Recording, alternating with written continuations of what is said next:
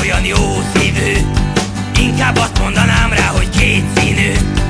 Én már egyáltalán nem szeretlek, mert ürüléket adsz a gyerekeknek.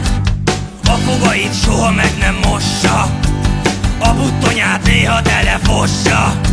A gyerekeknek igazuk van abban, nem jó, ha az ajándékba szar van.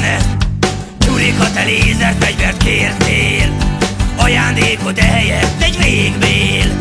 Ha meglátom, hogy nem örülsz ennek, visszakézből rögtön pofán verlek.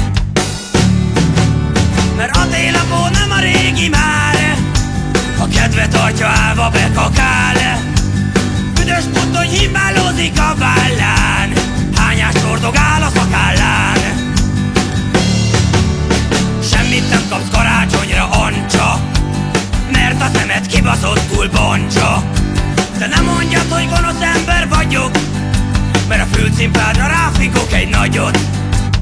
Megajándékozlak emőke, itt egy szaros WC ülőke.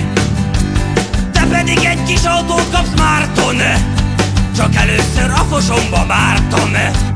Lenne hozzád egy kérdésem, Ádámka, miért kakkantasz a nővéred hátára? Úgy emlékszem, hogy elmondtam már tavaly, csak is a WC-be való agganaj. Mert a télapó nem a régi már, a kedve tartja állva bekakál.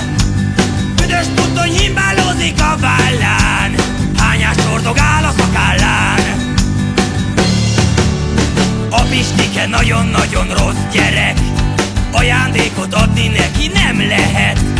Nem jár neked az aranyos kis állat, úgy döntöttem, inkább körbe pisállak. Te következel most, Barnabás, ajándékod izomsorvadás. Csak vicceltem, a sírás most fejezd be, mert a figymámat ráhúzom a fejedre. Későre jár, elhúzom a belemet, ajándékot kaptatok már eleget. Búcsúzáskor a legszebb a kár öröm, így a lábujjam a hajatokba dörgölöm. Mert a télapó nem a régi már,